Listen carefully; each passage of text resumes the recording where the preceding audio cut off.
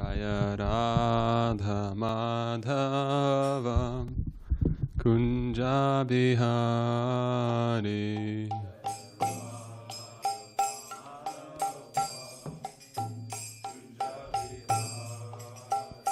Jaya Radha Madhava Kunja Bihari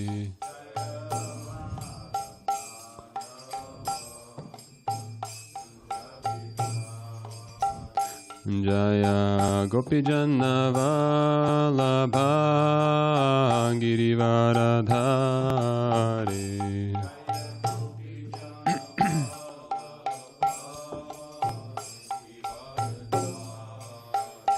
Jaya Gopijana Vallabha Girivaradhari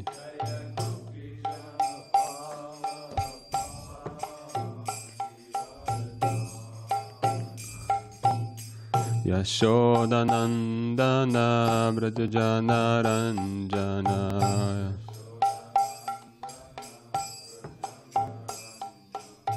Yashodanandana Vrajajana Ranjana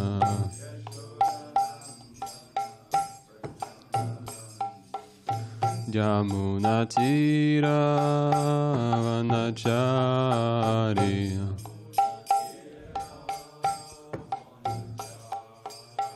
Yamunatira Vanachari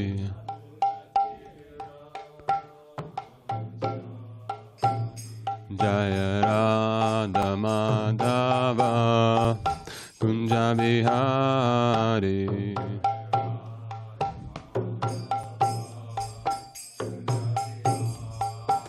Jaya Radha Madhava Kunja Bihari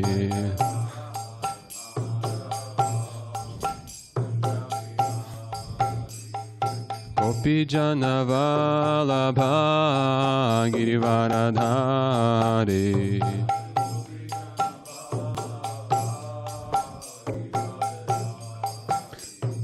Gopijana Vallabha Girivaradhari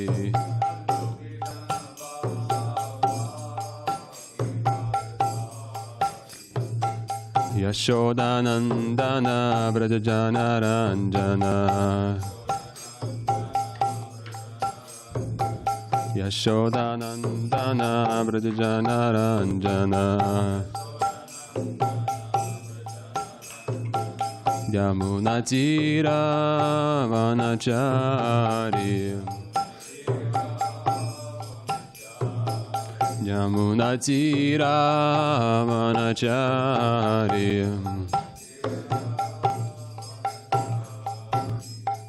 Hare Krishna Krishna Krishna Hare Hare Hare Rama Rama Rama Hare Hare Hare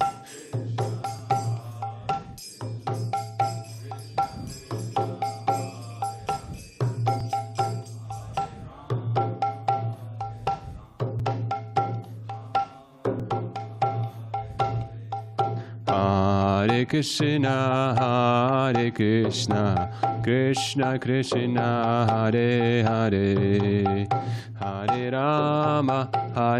Rama Rama Rama Hare Hare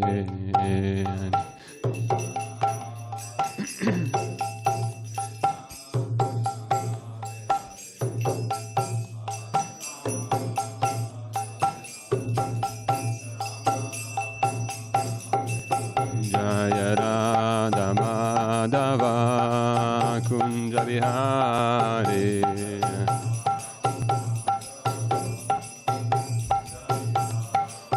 Jaya Radha Madhava Kunja Bihari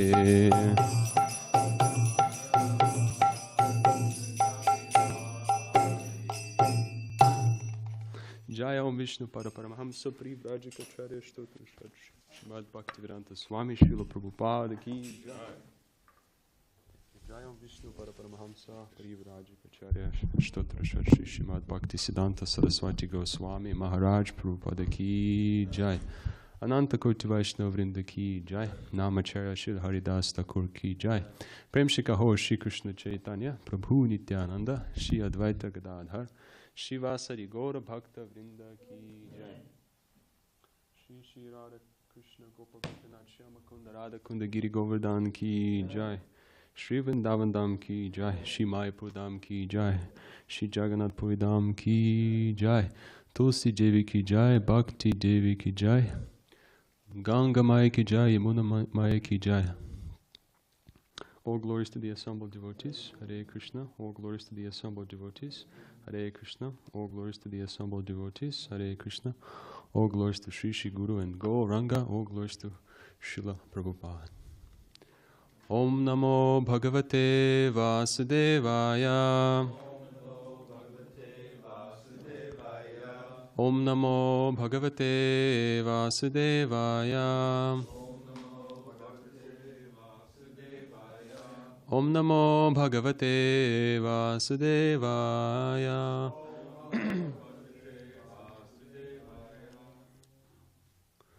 Srimad Bhagavatam, Canto 7, Chapter number 12, Text number 10. Kalpayatvatmana Yavad Abhasam Idam Ishvaraha Dvaitam Tavan Na Viramet Tato Hi Asya Viparyaha Kalpayatvatmana Yavad Abhasam Idam Ishvaraha Dvaitam Tavan Naviramet Tato Yasya Viparyaha Kalpayatvatmana Yavad Abhasam Idam Ishvaraha Dvaitam Tavan Naviramet Tato Yasya Viparyaha Kalpayatvatmana Yavad Abhasam Idam Ishvaraha Dvaitam Tavan Naviramet Tato Yasya Viparyaha. Please chant.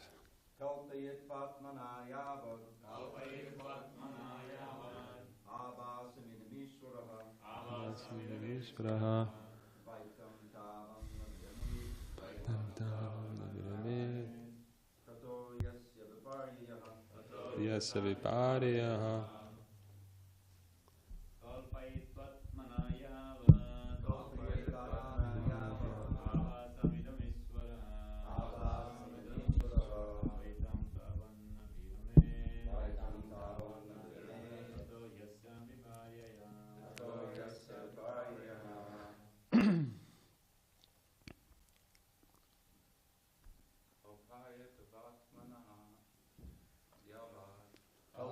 Atmana Yavad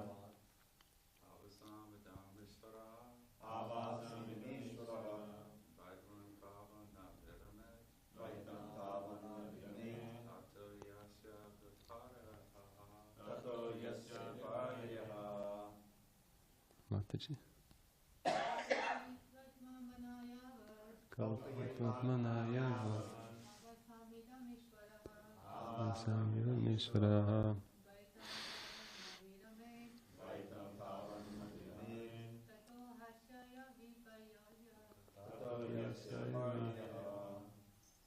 Anyone online would like to chant? Okay. So word to word translation. Kalpayatva, ascertaining positively. Atmana, by self-realization. Yavat, as long as. Abhasam, reflection of the original body and senses. Idam, This, the body and senses. Ishvaraha, completely independent of illusion. Dvaitam, duality. Tavat, for that long. Na, does not. Viramet, see. Tataha, by such duality. He, indeed. Asya, of the person. Viparyaha, counteraction. Translation and purport.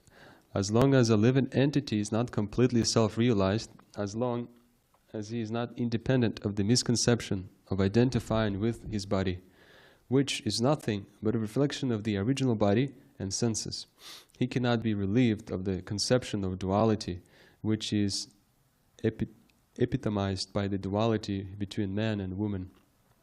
Thus, there is every chance that he will fall down because his intelligence is bewildered.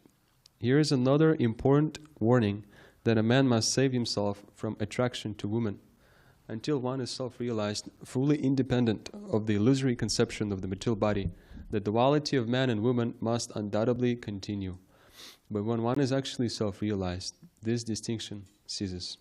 Vidya vinaya sampane, brahmani gavihastini, shuni chaiva swapakecha, pandita sama darshanha. The humble sage, by virtue of true knowledge, sees with equal vision a learned and gentle brahmana, a cow, an elephant, a dog eater. Bhagavad Gita 5:18.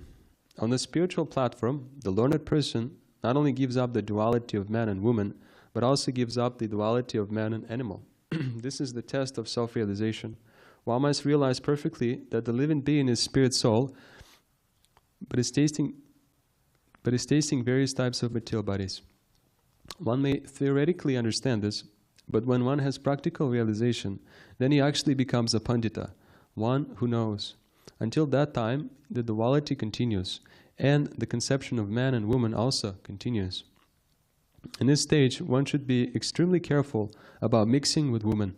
No one should think himself perfect and forget the Shastric instruction that one should be very careful about associating even with his daughter, mother, or sister, not to speak of other women. Srila Madhavacharya cites the following shlokas in this regard. Bahutvenayava vastunam yatartha jnanam uchyate advaita jnanam ityatat dvaita jnanam tadanyatha yata jnanam tata vastu yata vastus tatamati naiva jnanartayor bhedas tata ekatva vedanam. Unity in variety is real knowledge, and therefore giving up variety artificially does not reflect perfect knowledge of monism. According to Achintya Bheda philosophy of Sri Chaitanya Mahaprabhu, there are varieties, but all of them constitute one unit. Such knowledge is knowledge of perfect oneness. Om Jnana Timirandasya Jnananjana Shalakaya Chakshurun Militam Yena Tasmai Shri Gurave Namaha Shri Chaitanya Manobishtam Stapitam Yena Bhutale Swayam Rupa Kadamayam Dadati Swapradanti Kam Ancha Kalpatrubhyascha Kripa Sindhubhyevacha Patitaram Pavanebhyo Vaishnavebhyo Namo Namaha. Jai Shri Krishna Chaitanya Prabhu Nityananda Shri Advaita Gadadhar Shiva Sari Gaura Bhakta Vrinda. Hare Krishna Krishna Krishna Hare Hare Hare Rama Rama Rama Hare Hare. Namo Vishnu Parai Krishna Prishtaya Bhutale Srimati Bhakti Vranta Swami Niti Namre. Namaste Saraswati Devi Gauravani Pracharane Nirvichesha Shunivari Pashnete Desha Tarine. Yeah. There's a mic. Or in the synonyms, near the end it says, not does not vitamet see. See that? That's a mishearing by the transcriber. It should be cease. Does not stop. Yeah. Not does not see. So. Okay, thank you. Fix that later. Hare Krishna, everyone. Thank you for coming for Srimad Bhagavatam class. And so this is another text and in a commentary, Srila Prabhupada speaking about, he's warning us against the breaking the etiquette with associating with women, the opposite sex, or for the man, for the woman with man. It's very important because if we do not learn that etiquette, it's actually the principle of attachment, bondage in this material world, mituni bhavam. And from mituni bhavam, what we experience that janasya mohaya mahamameti, that I am this body. We become influenced by this material consciousness. And whatever is mine, I consider to be in my possession. Whatever my family, my relatives are, I consider them to be mine. And I try to enjoy them. So, and of course that is it's causing many, many different knots in the heart. Hridaya Granthi. But if we look at the examples of our acharyas and Sri Chaitanya Mahaprabhu, he himself was very, very strict in dealing with women. Whenever woman would come near to Sri Chaitanya Mahaprabhu, he would give her enough space and would not come close. And they would have to offer the obeisances also from a distance. And he wouldn't hear women sing, for example. So Sri Chaitanya Mahaprabhu followed the etiquette, proper etiquette of as being a sannyasi, a perfect sannyasi. And we understand that woman's bodily features and her face, her voice is very attractive. So we should try to, especially in being on the brahmacharya ashram, we should try to always keep that in mind and follow the rules of this etiquette. Although it is so, Sri Chaitanya Mahaprabhu is very strict in dealing with women. We have our Srila Prabhupada. Srila Prabhupada is the founder acharya of ISKCON, our movement. And it's not just a guru, and he's an acharya. There's a difference here. So he established the society, and in the beginning days he was very merciful to his disciples, women and men as well. He would, as a sannyasi, perform marriage ceremonies and yagyas. And also, there was one occasion when he sent devotees to England, 3 couples, grihastas. He sent them to England on this adventure. And does anyone remember how many devotees went to England at that time? There's actually one more. Saraswati, baby Saraswati was there too. So 7 of them went to England. And before they came to England, to London, they stopped at, I believe it was in 1968, in Montreal, where Srila Prabhupada was staying at the time. And what they wanted to do is they wanted to get blessings of Srila Prabhupada. So they went to Srila Prabhupada and asked him if they can touch his feet. And Srila Prabhupada said, yes, you can touch my feet. And all of them went and touched Srila Prabhupada's feet. And that, not only that, but also Srila Prabhupada, he took his hand and he went like this. He was massaging their neck out of affection and blessing them like that in this way. And they all felt that. They all felt surcharged with that Krishna Kripa and Bhakti Shakti of Srila Prabhupada. And of course, when they went to England, they were very successful. They met George Harrison and created an album, recorded an album, and they were successful in their preaching endeavor. But of course, in the beginning, it was difficult because different weather, different people. They dressed themselves and they went out on Harinam, but it was raining, so they would get wet. But eventually, they came up with this idea. Devotees said that we should get shaved up. We should shave ourselves, and maybe like this we'll be more noticed among the crowd. And they did that.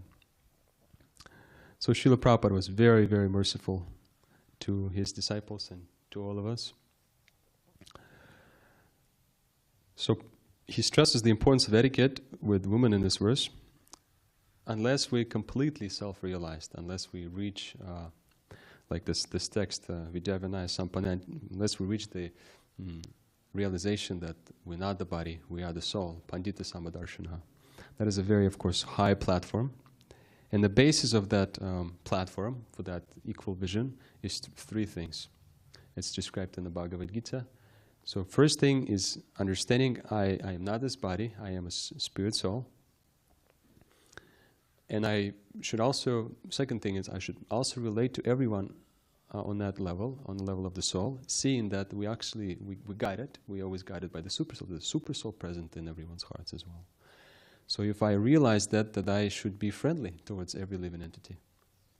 And the third basis of that equal vision is seeing that the material nature is giving us this body. We don't need this material body. This body is just a temporary designation of the soul. So if we realize these three things, then we can be called Pandita Samadarshanaha. And if we Pandita Samadarshanaha, we see with equal vision everyone, then we also gentle. We speak in such a way, or we appear to look in such a way that it just inspires people to think of Krishna.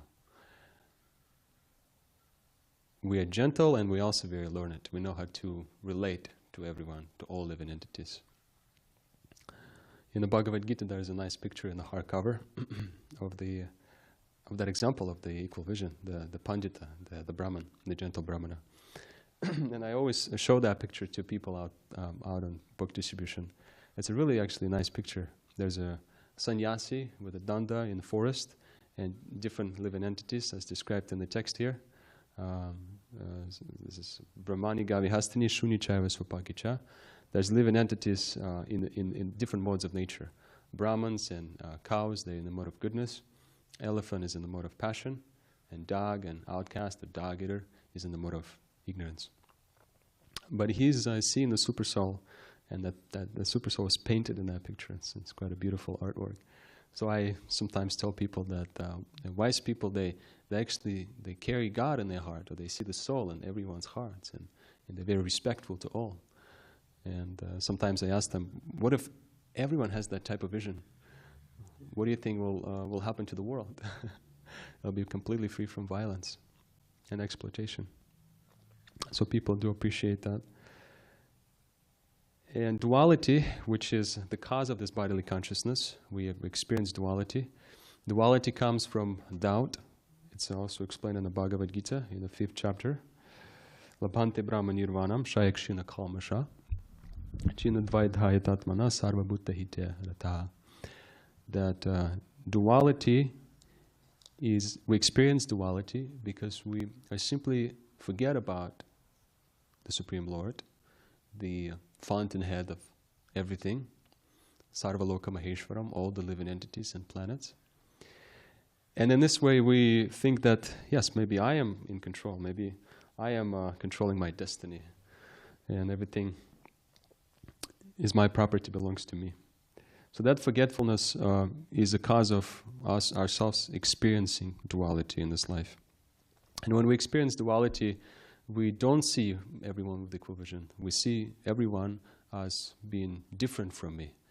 You know, he's from this nation, from this country, from this ethnical group, and therefore it causes us to like or dislike. We act on a mental platform. We experience attraction and repulsion by dealing with living entities. And that attraction and repulsion, it only furthers us in this material consciousness, material bondage, because the desire to enjoy the fruit or enjoy everything that we see we can possibly find in this life is so deeply rooted within us. So if we don't stop ourselves, if we don't engage our senses in the service of Rishikesha, then eventually we just further our entanglement here in this material life. And to this text, by the grace of Srila Dravida Prabhu, I looked up the commentaries of Srila Vishwanatha Chakravarti Thakur, and he gives an interesting example. He speaks about how, let's say there's a person who is able to control his senses and he's renounced from his family life, he gave up his family life, but if he, by the mind, he sees when he meets or sees his family, if he is seeing them as, if there's a little bit of affection lingering within the mind, because he sees the difference, he recognizes his family, this used to be my child, used to be my wife.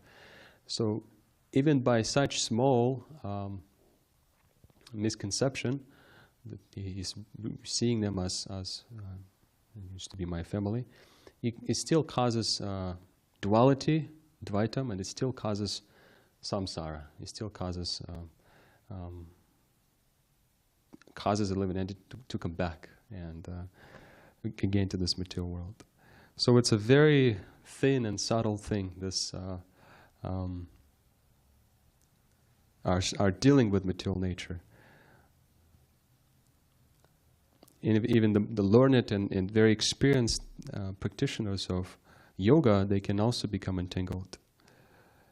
Even when we practice bhakti yoga, we can also, if we don't have proper etiquette in dealing with devotees on different level and dealing with women, we also can be affected by material desires, and it will not help us.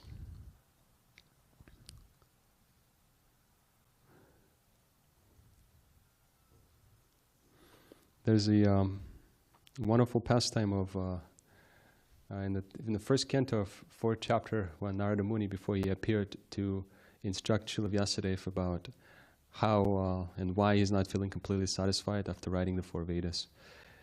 There's this one incident when Srila Shukadeva Goswami and Srila Vyasadeva, they went by a river or a lake where the damsels were bathing and they were naked. They were just sporting and playing. And when Shukadeva Goswami passed by them, he was because he's completely free from this bodily identification, he's a pandita samadarshana. The woman didn't even cover their body with the cloths. They by looking at his behavior, his demeanor, they could understand that he's not so much concerned about the body. He's not looking at lust lustfully. So like that, they didn't even cover themselves, and he went on. An example by Srila Prabhupada in the commentaries to this was given that just like when we see a child, we see his innocence. So we can definitely notice that he's very innocent, but if we see someone else, an adult, it becomes obvious to us that he's not so innocent. So we act differently. And so when Vyasadeva was also passing by the same place, the same damsels, he was walking by, but they covered their bodies when they saw him. And of course, we understand that Srila Vyasadeva is also a Pandita Samadarshana. It's a fact. And he was also in the transcendental stage. But because he was a householder, Srila Prabhupada explains, he had to distinguish. So we should be in the same way. We should take this as a perfect example. And we should distinguish when we meet in relation with the opposite sex. So Srila Vyasadeva is teaching others that discrimination is important, even on that stage of Pandita Samadarshana, what to speak of previous stages. And there's some examples also in the Shastra, in our scriptures, about kings dealing with the women and in the way that it gets out of control. It's really important to keep safe distance from the opposite sex and not mix with women only, I guess, for the purpose of serving together. And it is explained, there's a story of King Yayati, who ultimately what he did, he was so eager to enjoy, he exchanged his youth, exchanged his old age for youth of his son to further his enjoyment, to continue enjoying with the opposite sex with one of his wives. And the story was, he married a daughter of Shukracharya, her name is Devayani, and she had a friend, Sarmishtha. So they, at some point, they were both also bathing and sporting in a river, or a lake, a river or a lake. And Lord Shiva with Uma came, and they noticed them, so they wanted to cover their bodies. They wanted to grab their claws and cover their bodies.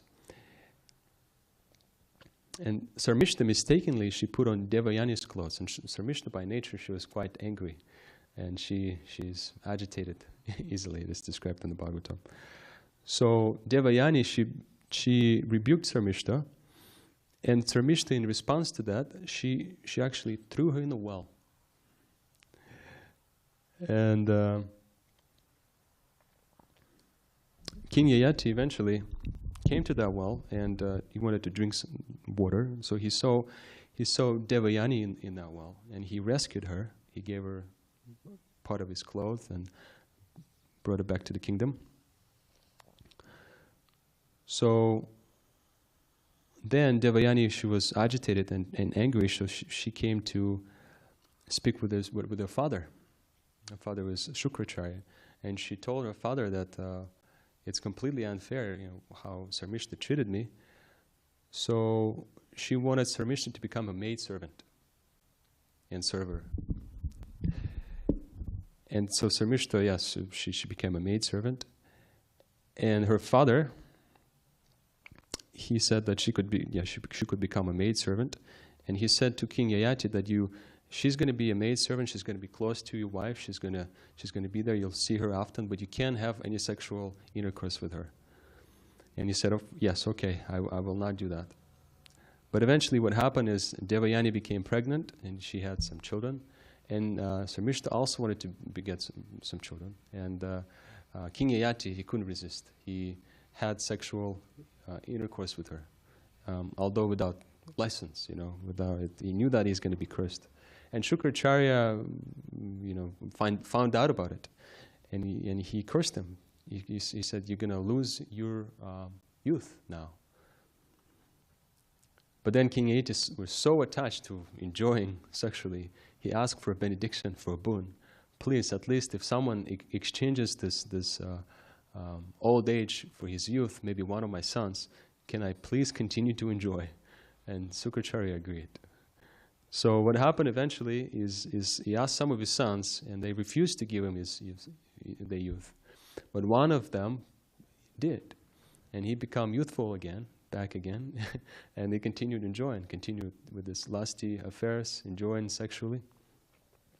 So that is a very graphical example in Srimad Bhagavatam, and there's not only one like that, there's many examples we can find, that this sexual attraction between female and male is very strong. Even the king is going to break his promise and enjoy lustfully.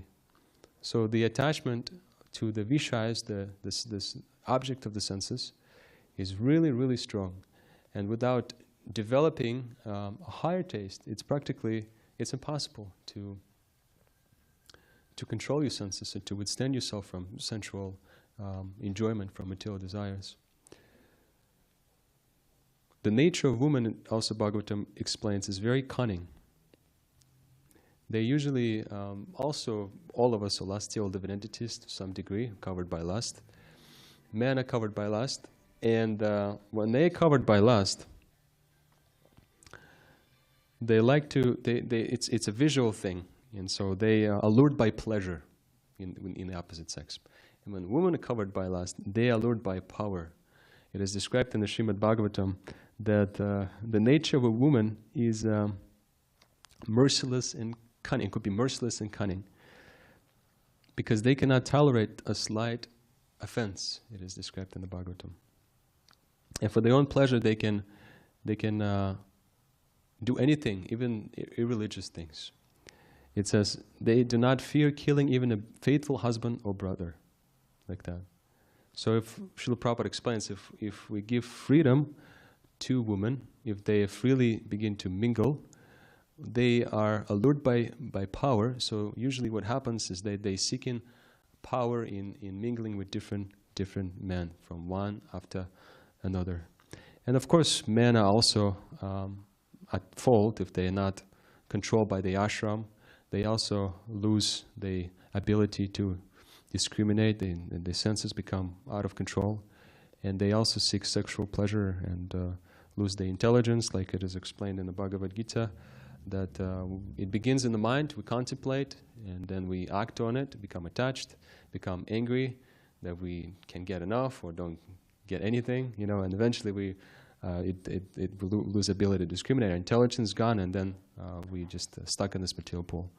So that is the nature of relationship on the platform of the body and senses and mind.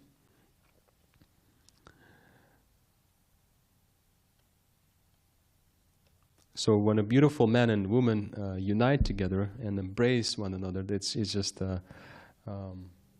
unavoidable that the sexual desire will arise, even if they come near. So we should learn how to see the importance of this etiquette in relationship with women, following in the warning that Srila Prabhupada is giving us. It is very essential and important.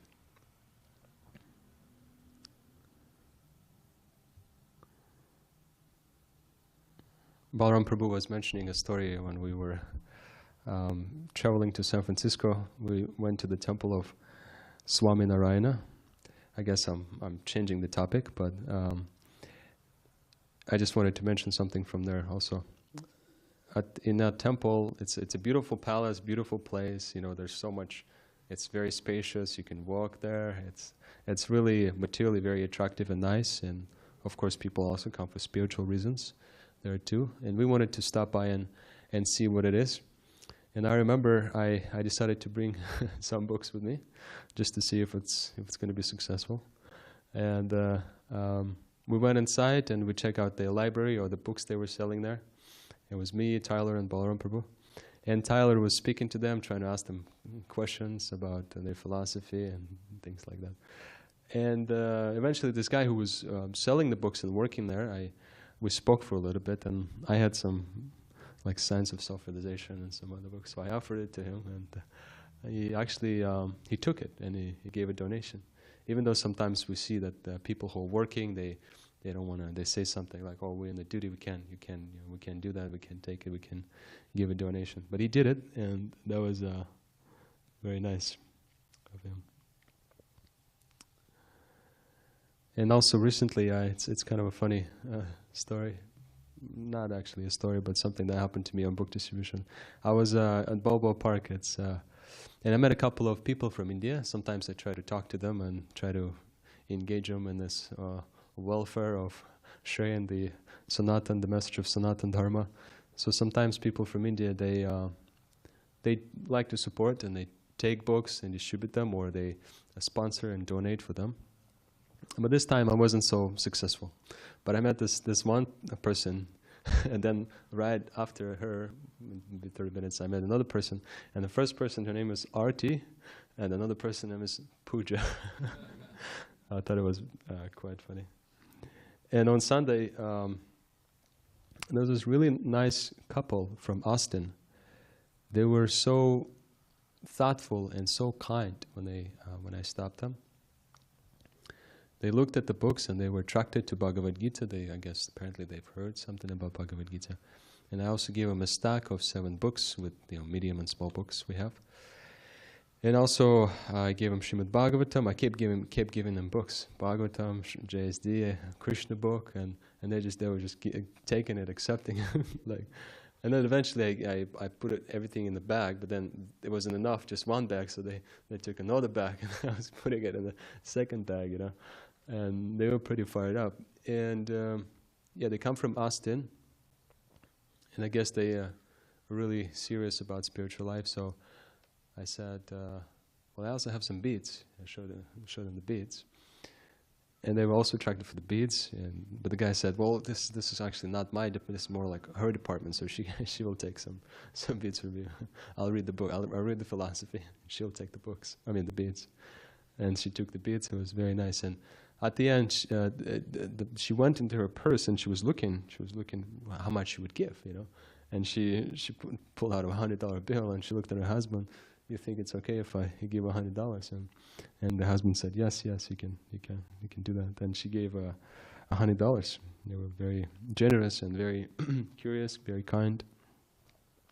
So they took Srila Prabhupada's books. And it's really amazing how in Srila Prabhupada's books, Srila Prabhupada, basically what these books teach us, any book that we can take, JSD, SSR, or Bhagavad Gita, the prime message of these books is just surrender to me, surrender to Krishna, begin to serve Krishna, and give up this material business in here, So that's the basic message of these books. But of course, Srila Prabhupada is preaching so attractively, and he's given so many beautiful arguments in accordance with that understanding. And just by reading these arguments and by hearing Srila Prabhupada, we can become convinced.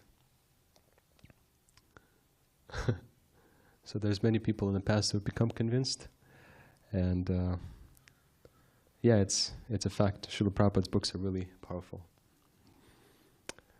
So yeah, we spoke about the nature of the etiquette with between man and woman, how just naturally, because we're conditioned, because we are in this body, in this dehina, we have this natural attraction for enjoying this material life. And to stop this association, to disentangle yourself or to sublimate, it is important to develop a higher taste. Param drishtu nivartate. Vishaya vinivartante nirahara siddhihina. Rasa vajramasopyasam param drishtva nivartate. We have to develop a higher taste. And that higher taste is possible to develop if we follow our acharyas, if we follow how they behave and how they act and relate to between each other, to different classes of the Vaishnavas, to the opposite sex. So if we just do that in the Nectar of Instruction, the principles are listed, the 6 principles.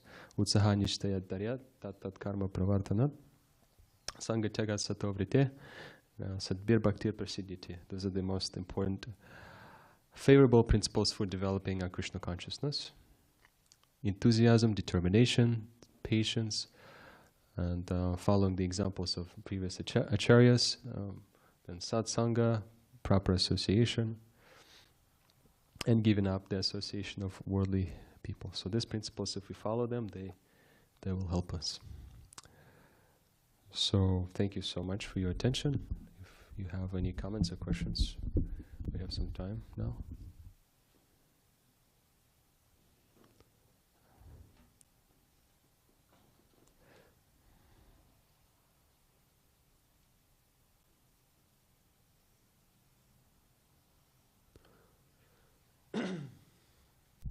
Hare Krishna, thank you for the nice lecture. Did you say at the beginning that a brahmachari shouldn't listen to a female kirtaniya? Is that what you said? That's what Sri Chaitanya Mahaprabhu would do. He would listen to women singing, performing kirtan. This is what I've read.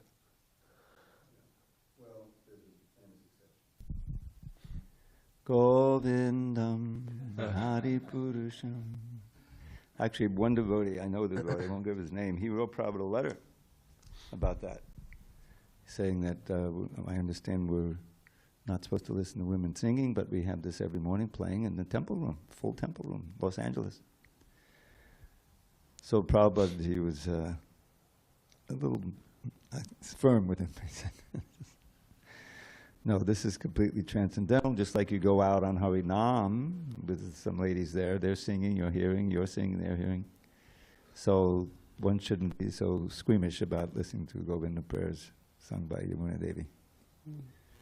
Prabhupada gave her, I mean, when she first arrived in 26 Second Avenue, she came for her sister's wedding. If you read the Lilamrita, you know, the sister was Janaki, I think. Marrying Mukunda, I think that was the first wedding in ISKCON. And she cooked all day with Prabhupada, and had she was mostly cleaning the bottom of the pots and things like that. But he was there in the kitchen with her all day. Yeah, so no, we shouldn't be so squeamish about that. But we shouldn't make a point of, emphasizing it. But when it happens and there's some lady, leading, anyway, you get the idea. I guess Yamuna Devidas, didn't Srila Prabhupada said that she was very advanced? She reached the Bhava stage. So if we listen to Yamuna Devi and someone who reached the Bhava stage, that's perfect, that's fine. and of course we encouraged any attempts by anyone who's trying to preach Krishna consciousness. There's just some formalities, like for brahmacharis, for instance, that we should just at least regulate that and be aware that, it can in some way cause us to be attracted, so we should just be aware and keep that in mind. I guess that's my understanding.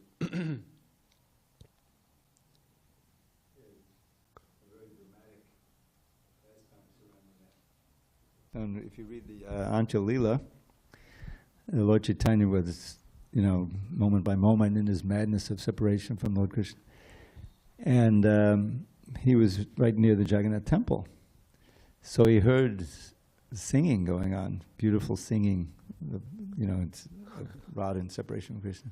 And he started running toward and his servant, Govinda, he was running after him, and finally he caught him just at the right time. And before he was coming, it's a woman singing, it's a woman singing.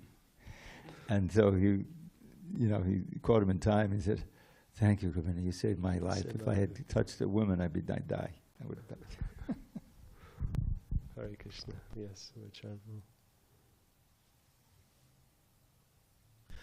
thank you for the class. I have a question. How you can explain it that Sri Chaitanya Mahaprabhu, we know that he was so strictly, was separate from women, and one pastime was he was in Jagannath temple. He stand before this Garuda stand, and one Mataji, old lady, she, how to say, claim through Chaitanya Mahaprabhu to see Jagannath. Well, this is just, I guess this is just the ecstasy that she was feeling. So she would do anything just to see the Lord. But if you'd like to comment. Well, the pastime is that Govinda was, he was very upset with her. He said, "Pull her down, this is," and Lord Chaitanya chastised him. Because the fact that she did that meant that she was completely oblivious. She was in a different place. She wouldn't have, gotten near. But she couldn't see. She couldn't see Jagannath. So, well, here's a way I can see. And she jumped, she climbed on his back. But that because she did that, Lord Chaitanya understood that she was very advanced and that she was completely absorbed, and she wasn't even aware of that what she was doing. The ordinary etiquette. So. It wasn't a serious chastisement or anything, but he just let him know that this was an exceptional. It's not that he, was encouraging her to stay up there, but the thing happened. You can imagine how fast it happened. She's climbing to see, and Govinda watches it and he pulls her down. Basically, I don't know if he touched her or anything, but he got her down, and she was very, very sorry. But Lord Chaitanya said this is a sign that she's very advanced, that she was so able to transcend. She was in a different place, and she, so it's a special instance. Yeah. But then there's old Shoda Haridas, who forever I thought was a sannyasi, because he's in the renounced order of life, but apparently he wasn't. But he was a brahmachari, and he looked at a woman. Apparently there was another woman. It wasn't Shikamihiti's sister who he saw, but it was some other younger. And he looked at her with interest, and that Lord Chaitanya banished him famously, and he committed suicide. And later on, famously, that pastime resulted in Vishnujan committing suicide also. I think we discussed that a couple of days ago. Thank you so much. And when I listen your answer, I remember that Dvijamani Prabhu mentioned about Vyasadev was Shukadev was so transcendent that these women is even not they felt that he not recognized. He was himself. And so Chaitanya Mahaprabhu also recognized that this lady was so advanced. Thank you. Hare Krishna. Nice, thank you. I just had a question. I guess if somebody's reading a text like this, they can probably take it out of context. And so I was trying to think, how do we explain it to somebody who doesn't really know the concepts of Krishna consciousness, and how to explain to them that, sure, Prabhupada didn't come to the West to be like politically correct, or like just try to tell them like, oh, this is like the way things are, and he came to give Krishna, not to please everybody's like sentiment practically. Because if somebody like looking at this and be like, oh, what the heck, you know?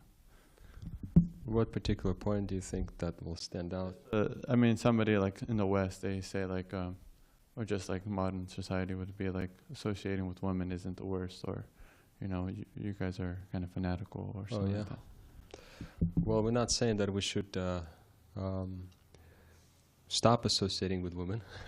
Anyone is welcome to associate with women, but on the platform of from knowledge, you know, from how the Shastra, how Bhagavad Gita teaches us. And Bhagavad Gita teaches that if it's regulated in the proper way, for instance, sex life, if it's regulated, it's actually recognized as Krishna, because we can beget Krishna conscious children and raise them in proper proper demeanor, behavior.